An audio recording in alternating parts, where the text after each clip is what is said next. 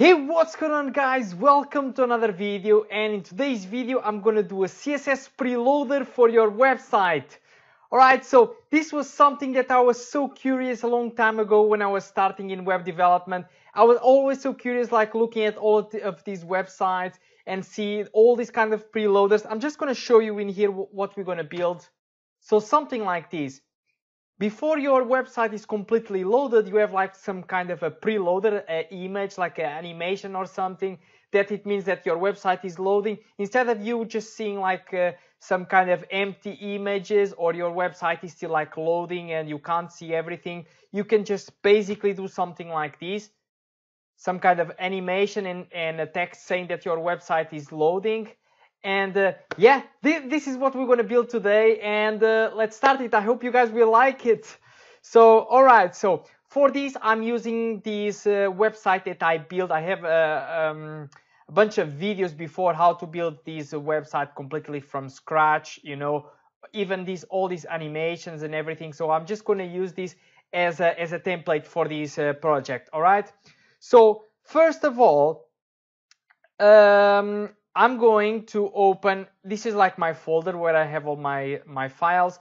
I'm going to start with my index.html. So I'm just going to open it in here on my Visual Studio Code. That's what I'm using. And let's create in here on the top, just below the body, let's create, let me just put in here a comment first of all. And I'm going to put in here website preloader, something like this, preloader. Okay, all right, so now I want to create a container. So I'm going to create a div with a class div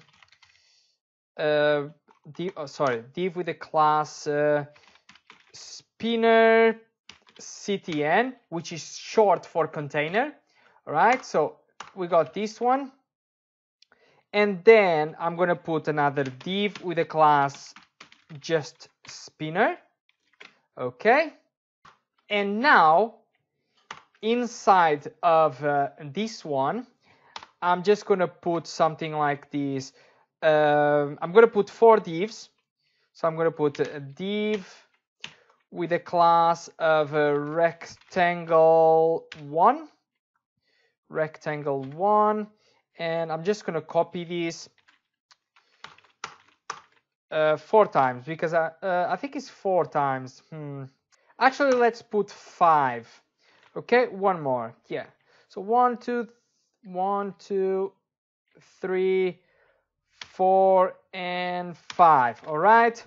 So now we have this one in here. If we try to refresh the page, we still don't see anything. All right. So first of all, what we're going to do is, let's go to our CSS file. Is in here, this style. I'm going to open it in here. And what I'm going to do is, I'm just going to scroll to the bottom of my CSS file. And I'm going to do something like this. I want my spinner.container. I want it to be a position absolute. I have many videos explaining this about position absolute, so I'm just going to be explaining all the time what is position relative and absolute, because the tutorials all the time I'm just repeating the same thing. If you watch my previous tutorials, you will know this for sure. So position, I'm going to put this as a position absolute. So position absolute, and I'm going to put it top 0.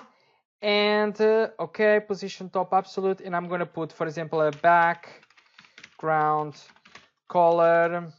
Let me see what color. I'm going to put this color. Okay. All right, so we got this one. What else can I do? Right, for that I'm just going to first choose my body. I want to have a position relative.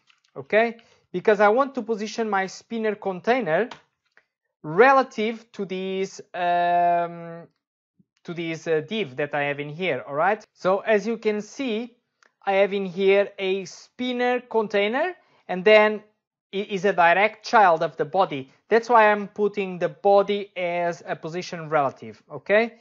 And I also want these to be with a height of 100%, no, 100 VH, which stands for the viewport. Whatever is your screen is going to be filled it up with the 100% of the viewport, and the width is going to be 100%, okay?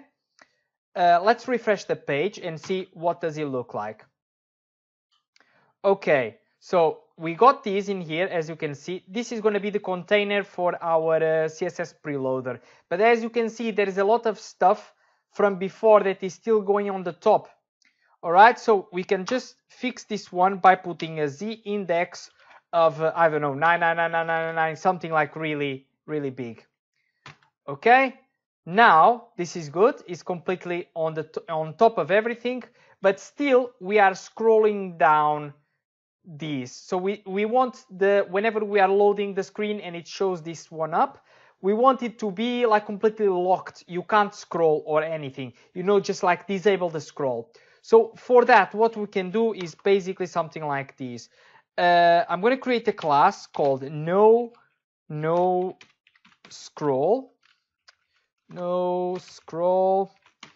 and I'm going to do something like this. I'm going to put margin equals to 0. I'm going to put the height equals to 100%, and I'm going to put the overflow to be hidden. All right, so by putting the margin to 0, the height to 100%, and the overflow hidden, you know, whatever is outside of our image, and if I apply this class no scroll to the body, class no scroll to the body and to the HTML, so class no scroll. If I go in here and I refresh the page now, look, now I can't scroll. I try it. This is the way that you guys can use if you want to, for example, open a new pop-up div or anything. You can just like lock the screen this way. So what I did, like I said, I just created a class and I added this class to the body and to the HTML.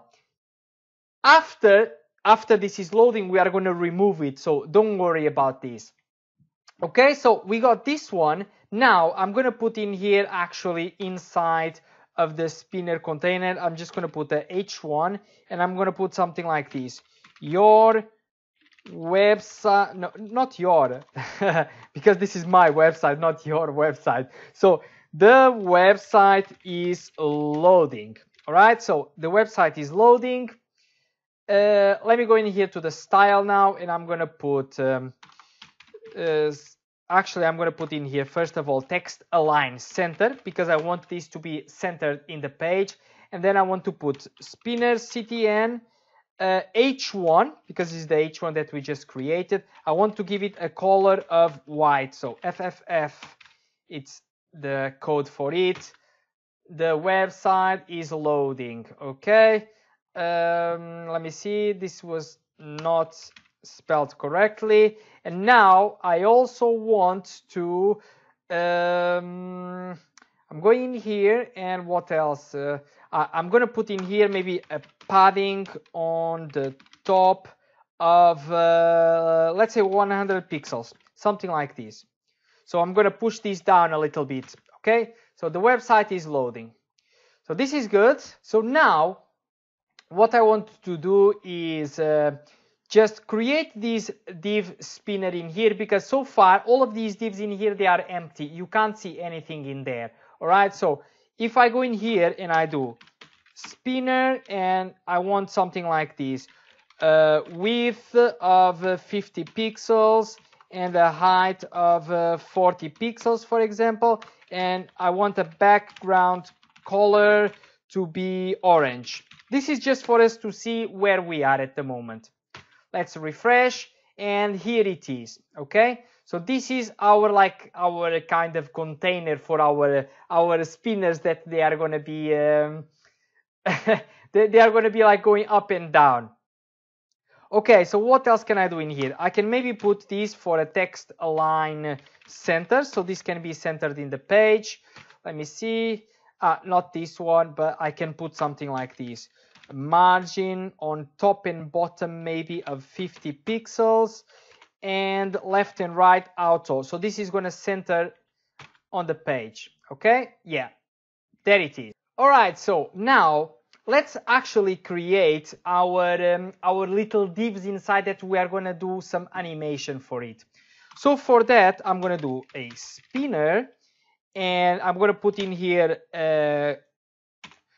smaller, less than or greater than sign. I never know this one. And I'm going to put div. This is just to mean that is the direct child. I can just like get rid of it because there is no other divs inside. So let's say I have this one, spinner div. Yeah, let's put something like this. And what else? What else? I'm going to put height 100%. So it means that it's going to take 100% of the parent. Let me just go in here. So I'm saying it's going to have 100%. So it's going to have the same height as the parent, as this block of orange. Okay. Something like this. And then I want the width to be, for example, 6 pixels. And I want the background color to be white. FFF. Okay. Let's refresh. Okay, something is wrong in here. Let's see what's wrong in here. So you got spinner, you got rectangle, spinner div. So you got spinner div. Okay, I'm gonna try to put this as a display of inline block. Display inline block. And if I refresh the page, bam, here it is. 1, 2, 3, 4, 5. Our 5 little rectangles inside, okay? So I put them with a height of 100%, so there it is. And then we got a width of 6 pixels, and we got the background color white, that's perfect, and display inline block. They are all well spaced out because we put text align center, okay? All right, so we got this one covered. So actually we can just get rid of this background color because we don't need it anymore. All right, so here it is, our small rectangles that we're going to animate now. And now, actually, in here, I'm going to put the animation that I want to put inside. All right, so for that, I'm going to use the CSS Animation. So for that, I'm going to put animation. And then first thing, you want to give a name to the animation. Yeah, so I'm going to give it, for example, a name of, let's say, anim div. And then you are going to put the duration that you want this to occur, you know, how fast you want it to be. So I'm going to put it, for example, 1.2 seconds. You can play around with this later on, okay? Now I'm going to put how many times do I want this to occur. I want to be this like in an infinite time, like all the time going on. Until, of course, we stopped it after. So infinite. I could put, if I wanted, for example, just 1 time or 2 times, but I want this to be infinite, to be running all the time. So I got this one, anim div is the name of the animation. You can give it whatever name you want, you know. This is just like for you to create and give it a name. You're going to put anim div, and then you're going to put it, the duration. For me, it's going to be 1.2 seconds. Infinite, and then you're going to put how you want your animation to be. So I'm going to put it is, as you can see, there is a lot of these options. For example, if you're going to put is in, it means that the animation is slow in the beginning and fast in the end. If you put is in out, it means that your animation is slow in the beginning and slow in the end. If you put is out, it means that it's something like fast in the beginning and slow is at out, when it's ending. So I want it to be slow in the beginning and slow in the end. So I'm going to put is in out. Okay, so I got this one, and let's refresh the page. And as you can see, still nothing happened. Okay, because now we actually want to animate each one of these divs individually. Alright, so let's go in here now into our CSS file, and let's start with some keyframes. So basically in here with the keyframes is where all the animation is going to happen. Alright, so we have to start with keyframes, and we're going to put the name of our animation that we just created in here before. And what we're going to show in here is I want at 0% of my keyframe. So for example, each keyframe is like 1.2 seconds. This is what we set up in here from before. You can increase or decrease, you can put whatever value you want, all right? So I'm going to put in here that I want some animation to occur at 0%, at 40% of these 1.2 seconds, and at 100% as well. And what I want to do is do a transform, and I want to scale the Y, the vertically. So scale Y, and I want to do it by 0.4%. It's almost like 40%, increasing it by 40%, something like this. Okay, let's refresh. Look, no, sorry, it's not increasing but decreasing. I was wrong. So as you can see in here, with 1.2 seconds, okay, all of the animations, they scaled it down to 0.4. Okay, so look, this is fine because this is what's happening. And I also want now to put another animation at 20%, and at 20% I want to do a transform and scale it back to the original position. Okay, let's refresh this and see. Okay, as you can see, there is something going on in here now. All right, so in here at the moment, this is what's happening. I'm going to just cover it like you don't know anything again. I'm just going to repeat. If you don't want me to repeat all the time, just go a little bit to the front of the video. In here, I got spinner. This is the greater than sign, means that is the direct child of spinner. So it's all these rectangles that we put in here. I'm saying, okay, I want to create an animation. This is the CSS syntax to create an animation. I give it a name. You give it whatever name you want. I put animdiv.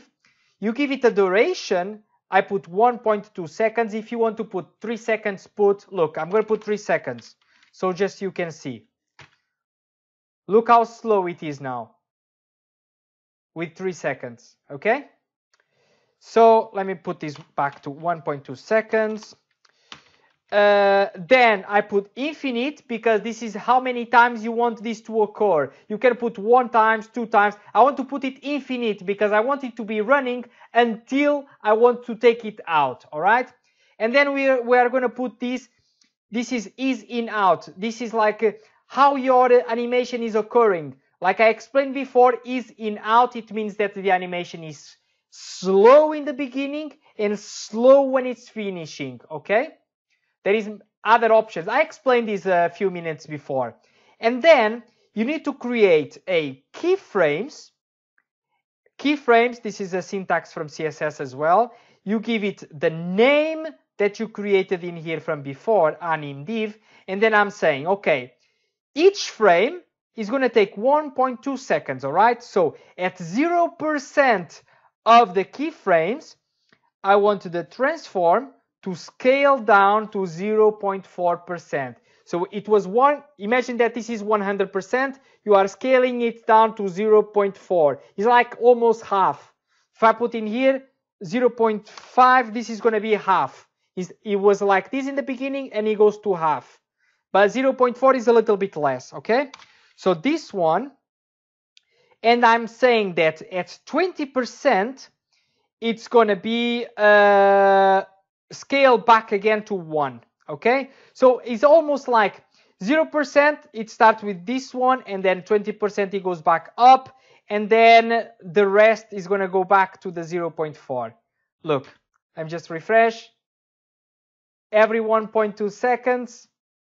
Okay, right. Okay, so now we want to each one of them to be animating individually. Look, at the moment we are targeting all of them, but now I want to target each one individually, like I said. Okay, so let's go in here to our CSS file, and I'm gonna put in here spinner, and I'm gonna put rectangle 2. And I'm gonna put animation delay 1.1 seconds, something like this. Okay, let's refresh. Nothing happened. Let me see what's wrong. Rectangle. All right, let's refresh. As you can see, is still not as I want. Okay, let me just try to reverse this time. Instead of waiting for it 1.1 seconds, it's going to reverse, so it's going to be faster. Okay, yeah, so it's doing the animation in the different order. Whenever the other ones are up, this one goes down. Okay, so this one, something like this, 1.1 second, it's good. So let's go now, for example, for the other one, for the spinner rectangle 3. Okay, and I'm going to put the animation delay for the rectangle 3. Let's say minus 0.1 second. The minus is just to invert the animation when it's made. Okay, look, first occurs the 1, and then it goes to the 2, and then goes to the 3. Now we just miss these two last one. Okay, now if I go in here, let me just copy these over. I'm going to put in here for the rectangle 4, and I'm going to put in here for the rectangle 5. Okay, so we start at minus 1.1, and then we can go in here minus 1.0, and then minus 0.9, and then 0.8. You can play around with these numbers as well to maybe you can get something different, you know. Let me just refresh. There it is now. Look how nice it looks like, and it's in an infinite loop, so it's working as we intended. Okay, so now I just covered this part of the CSS animation. Let's just now go to our main.js file, and you want to make sure that you have these at the top of your file. So this means that is a document.ready function. Yeah, and closes down with this one. This is just to make sure that this code is only running whenever the page is completely loaded, you know. So you give time to your page to load while this is in here, and after it's loading, this is what it means. That means that this JavaScript is only running after the page is completely loaded. And yeah, we're going to put some code in here now. So now I'm going to put this function. So set timeout, I'm going to put this, and I'm going to put a function, just put a semicolon, and this is a function timeout, so it means something like this. After the window is loaded, everything inside is loaded, I'm going to put in here, so I put set timeout. This is something particularly from JavaScript, you know, something that you want to occur after a certain time. So for example, set timeout, I want to do a function that it's going to run after, for example, 3 seconds. So I put 3000 because this is milliseconds, okay? if I put 2000, it's going to be 2 seconds. All right, so this is what I want to do. I need to put a comma. You see, look at the comma in here. And now, after 3 seconds, so the page is loading. After the page is loading, this function in here is going to run after 3 seconds. Okay, so what I want to do after 3 seconds, I want to, first of all, get my body, and I'm going to put a comma, and I want to get my HTML. So this is so I can get, I'm using jQuery in here, yeah. I'm getting my body, and I'm going to put a comma so I can target as well the HTML at the same time. And I'm going to put remove class. And what class I want to remove? I want to remove this class no scroll, okay? So I'm going to put in here no scroll. All right, let's just test this out to see if it's working. I'm going to refresh. Look, I still can't scroll, and after the page is loading in 3 seconds, I should be able to scroll. So far, nothing is working. Let me see if something is wrong in here. No. Let me see. Ah, okay. So no scroll. There is a dash in here, I think. Yeah. Okay. Let's refresh this again. Let's refresh. After the page is loading and 3 seconds are passed, look, now I can scroll this one again. So this is great. But now I also want to remove this div after the 3 seconds, okay? So I'm going in here to the main.js, and inside of my set timeout function, I want to grab my, just put this correctly. I want to grab my div with the class spinner container.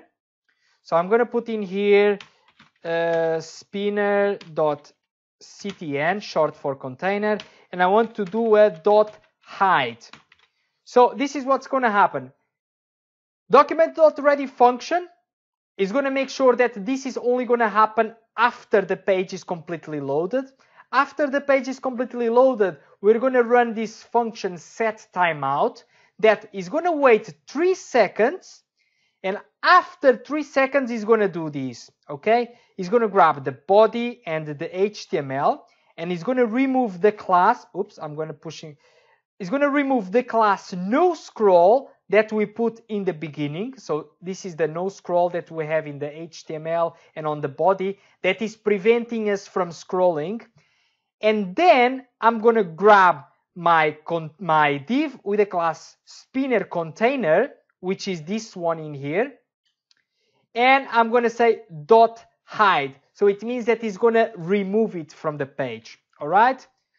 Let's refresh this once again. And now it should be everything fine. Let's refresh.